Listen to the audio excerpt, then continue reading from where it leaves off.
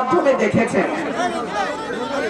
সাদ্দাম হোসেন ছাত্রলীগের একজন কর্মী ছিল।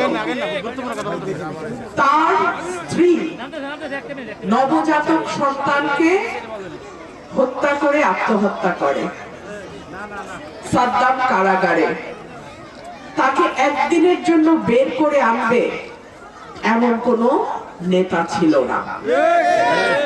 তাকে প্যারোলে বের করে নাই।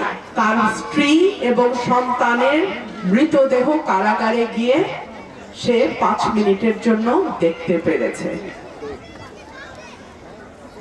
যাদের পেছনে সাদ্দামের মতন কর্মীরা গত 15 বছর রাজনীতি করেছে, যাদেরকে সাদ্দামের মতো কর্মীরা নেতা বানিয়েছে, তারা কিন্তু সাদ্দামের পরিবারের খবর নেয় নাই। সাদ্দাম হয়তো ছাত্রলীগ করত, কিন্তু ছাত্র দলেও তো এমন কর্মী ছিল 15 বছর। যেই নেতা কর্মীর পরিবারের খবর রাখে না, যেই নেতাকে নেতা বানাইতে গিয়ে কর্মীর দিন শেষে কারাগারে জায়গা হয়, যেই নেতাকে নেতা বানাইতে গিয়ে কর্মীর স্ত্রী সন্তানকে বিষ খেয়ে মরতে হয়, আপনারা কি সেই রকম নেতা চান?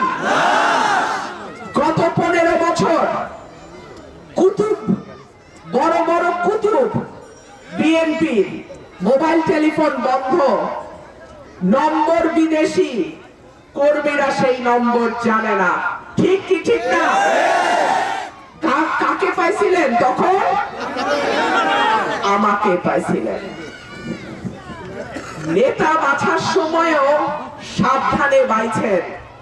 ভাইরা আমার, সাদ্দামের পরিণতি যেন বাংলাদেশে কোন দলের কোন কর্মীর কপালে না ঘটে।